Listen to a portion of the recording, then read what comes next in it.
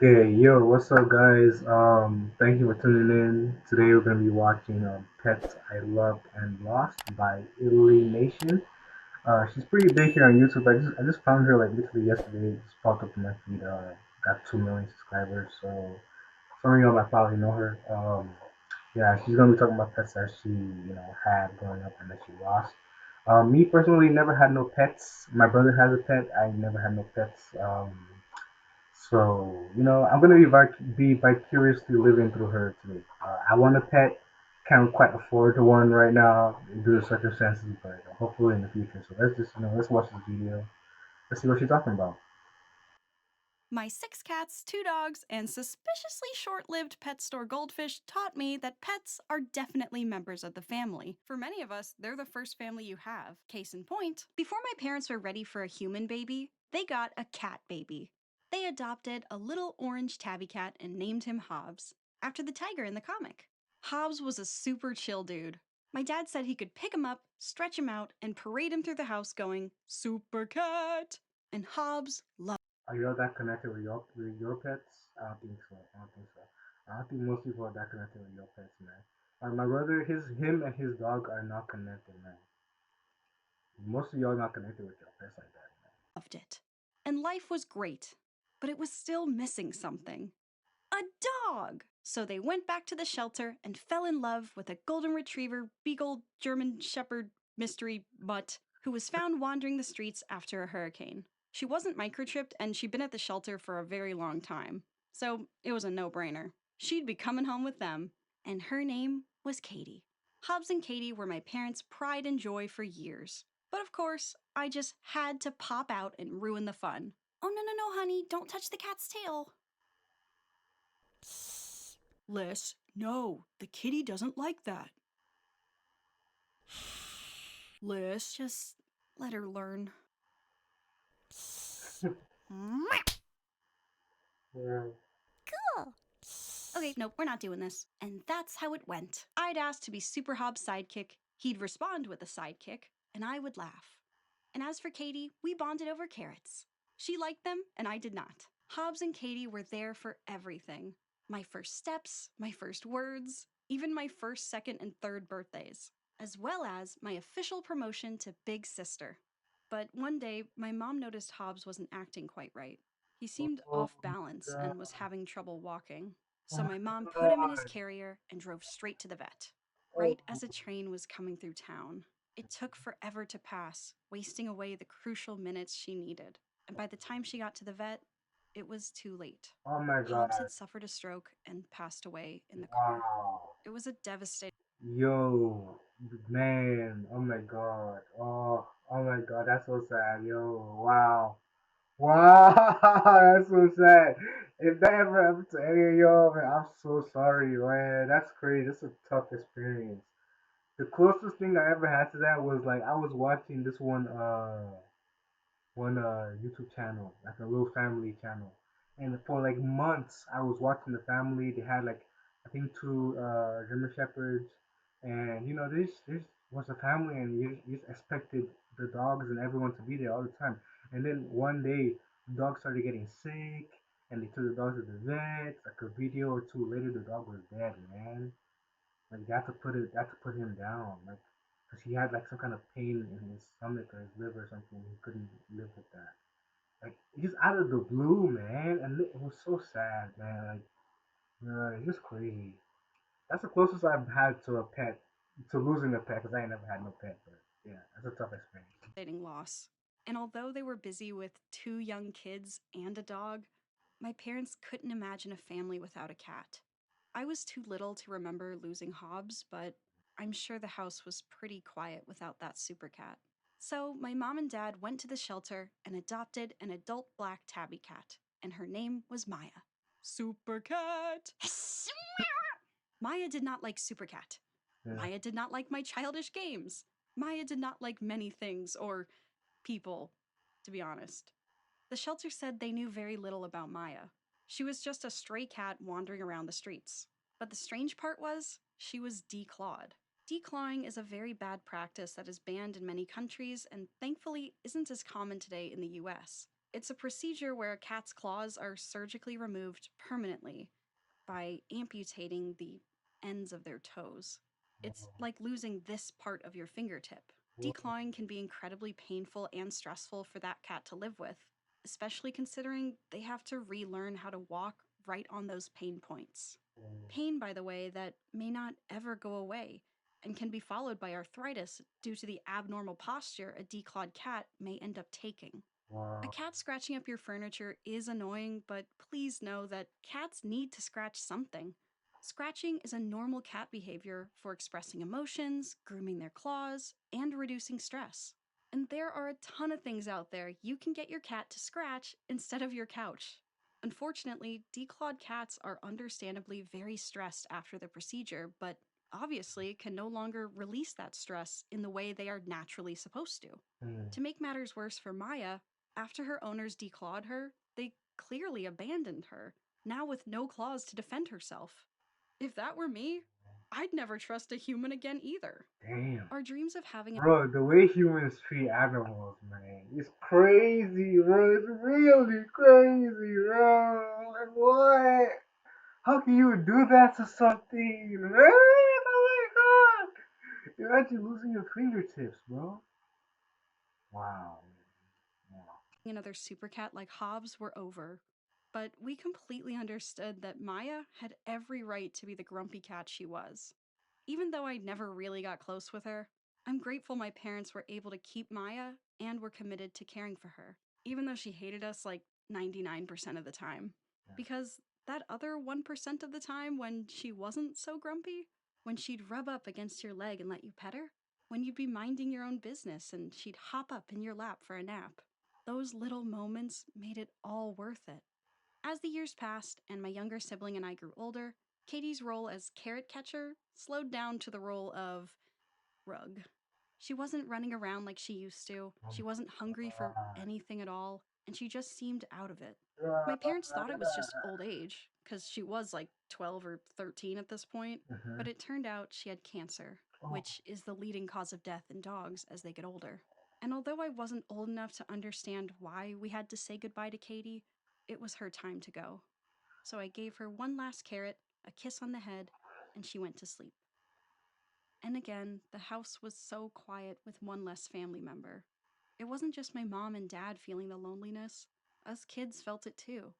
We loved Katie and we missed her so much. Just like after losing Hobbs, my parents were hesitant to adopt another pet, but they also knew how much our family, especially the kids, thrived with pets to love and take care of. So one day, they adopted a 3-year-old Beagle Labrador mystery mutt named Molly.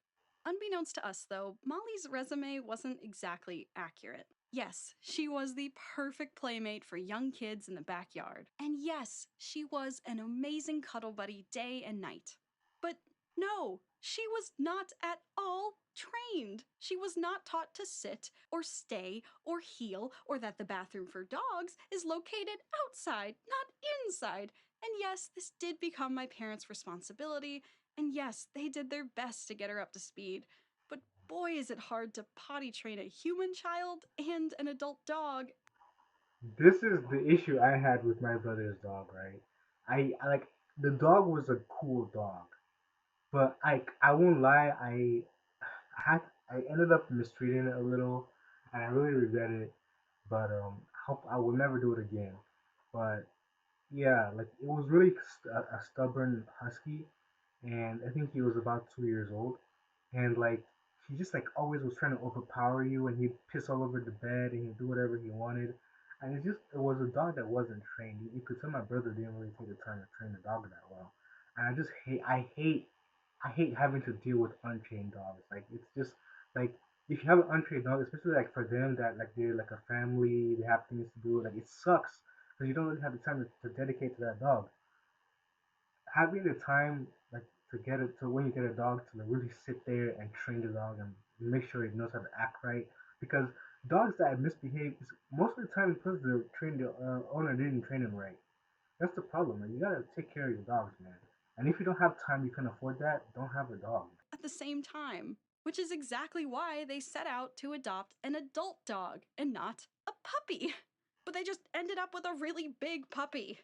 Not long after bringing her home, my parents had to make the tough decision to return Molly to her foster family. My Damn. younger sibling and I were old enough to remember this, but not old enough to understand why some people return the pets they adopt. We were furious with my parents. I thought you loved Molly. She was family. Why did you get rid of her? And our parents tried to explain. These are the kinds of hard decisions a responsible pet owner makes. Molly deserved to be with owners that had the time to help her catch up and be the Exactly. best dog she could be. Exactly. And our family just Don't get a dog you can't actually take care of. Literally, just don't do that, bro. It's not an ego issue. Just get over it, bro. wasn't a good fit for Molly. After our sad goodbye to Molly, my parents firmly decided no more dogs, and no amount of perfect Nintendo rearing I displayed could change their mind. Even so, there was no denying the grumpy elephant in the room. Maya was great, but she was less like a family pet and more like a weird roommate. So my parents thought, okay, maybe we aren't a one dog, one cat household anymore, but maybe we could be a two cat household. After all, cats are a lot more independent. And they pee in a box. So in third grade, my mom let me pick out a cat on Pet Finder, and I chose an orange and white 8-month-old kitty. Why'd y'all like more, dogs or cats? I don't know. I like both so far, but y'all tell me if y'all team dog or team cat. And I named her Cheeto, after the superior cheesy snack. But when we brought her home, Cheeto was really timid and straight up afraid of us. My mom explained to me that new pets, especially cats, can feel this way after getting adopted, so it's best to give them a small, quiet room to get their bearings. So the computer room became Cheeto's room, and the cramped space underneath the futon became her hiding place. Every day when I'd come home from school, I'd tiptoe in, sit down, and hold out my hand for her to sniff. And sometimes she did, but she was still far too scared to do much else. She wouldn't even eat or drink if I was in the room. I could tell it was gonna take a long time for Cheeto to warm up to me, Mm. but I was willing to wait. So for weeks, I'd go into the computer room, sit down, hold out my hand, and wait. And right when I was starting to worry that Cheeto would become Maya 2.0, I felt a soft little cat head nudge my hand. I held back my screams of excitement.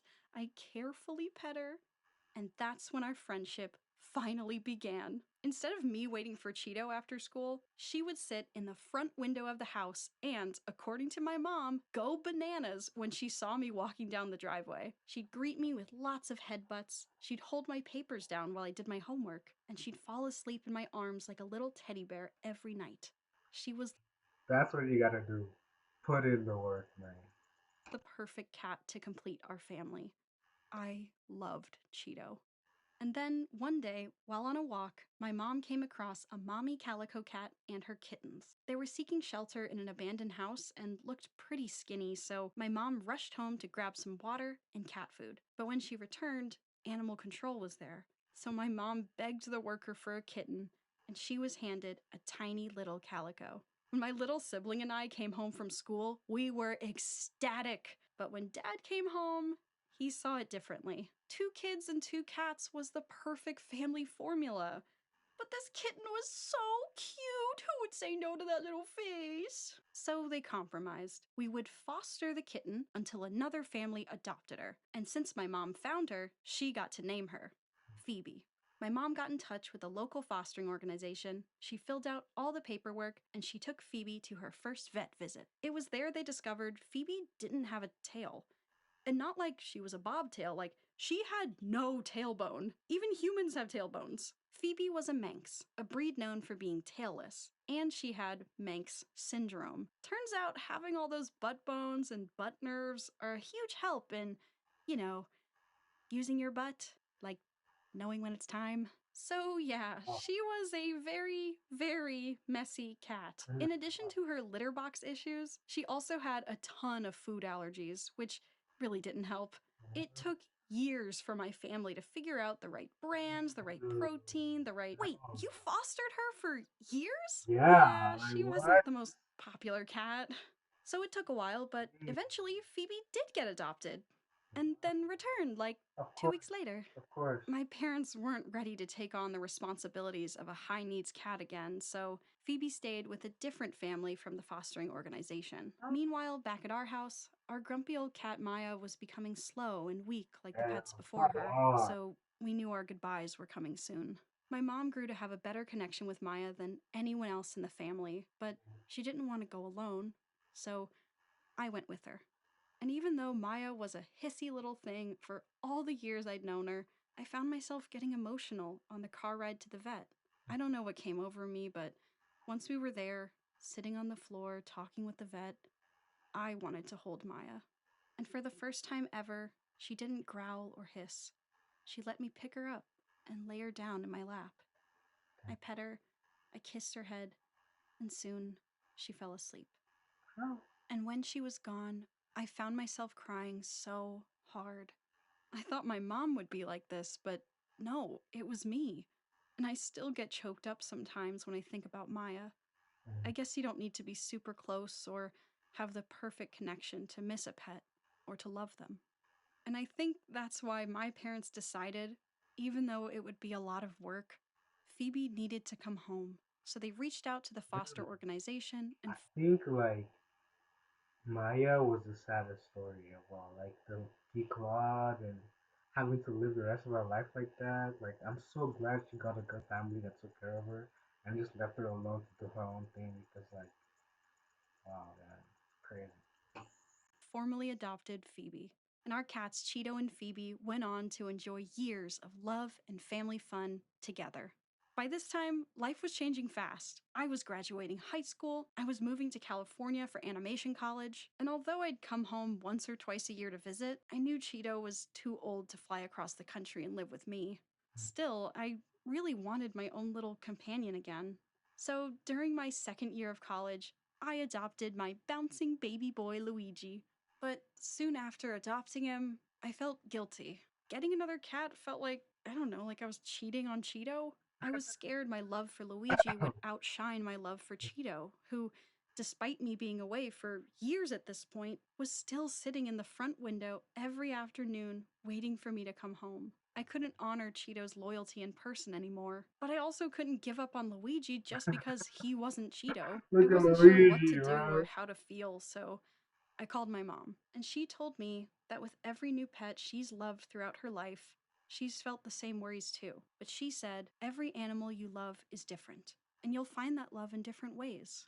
At first, I wasn't sure what she meant, but Luigi did a great job explaining. He doesn't always greet me with headbutts like Cheeto. Instead, he prefers to scream with glee every time I come home. He doesn't hold down my papers while I work. He insists on helping, even if I don't need it. And although he doesn't sleep like a teddy bear in my arms, he continues to find new and unique ways to get comfy right next to me. I learned this lesson in love even more with my second That's cat, so Junie. She doesn't just cool. cuddle with me at bedtime, but also at any point she possibly can during the day. She Damn. doesn't just wait in the window for me to come home. She drops everything to make sure she's first to say hello. So when I got off a Yeah. 13-hour flight on Christmas Day 2018, and my family texted me that Cheeto had suddenly passed away due to acute kidney failure, my mom's words echoed in my brain. I fought the urge to feel ashamed when I saw Luigi in the window, meowing at me when I returned home. I reminded myself it wasn't selfish to hold Junie like a little teddy bear that night. And every time my cats purr, meow, or hiss, and every time they fall asleep next to me, I feel the love I have for them and all the pets who came before: Hobbs, Katie, Maya, No. Molly, Phoebe, and Cheeto. I love them, and I carry that love with me everywhere, with every new pet I meet or adopt. That was an amazing video, guys. That was a great video. I hope you enjoyed that. I enjoyed it. It was really wow. What a great video. Leave your thoughts in the comments. I'm just blown away right now, bro. Like, man, I'll see y'all in the next one, bro. Take care. Peace out, man.